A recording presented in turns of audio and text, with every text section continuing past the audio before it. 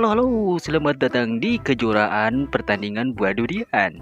Dan di sini ada 3 peserta yang akan bertanding. Ada Pak Kumis. Peserta kedua yaitu ada Doraemon.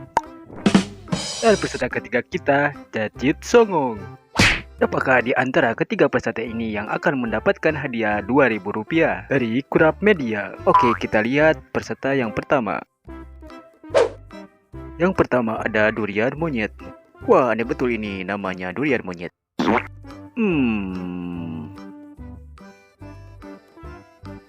Kenapa Pak ini disebut durian monyet? Emang ada monyetnya gitu? Ada dong.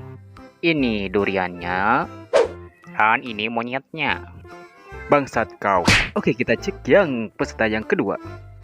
Wow, besar kali ini ada durian. Durian apakah ini? Durian raksasa. Macam pernah nampak ini durian nih. Tunggu. Ini bukan durian lah. Ini nangka lah. Nangka kok sebut durian. Oke, kita lanjut ke peserta yang terakhir. Oke, kita tengok durian apakah yang dia bawa. Durian berisik. Aneh kali lah ini. Wah, emang ada gitu durian berisik? Macam tak benar nih. Baru tengok aku ini durian kecil amat nih. Aku baru tahu. Itu namanya durian berisik, Pak. Dari Prancis. Masa Bapak gak ketahui sih? Sekarang boleh saya menang?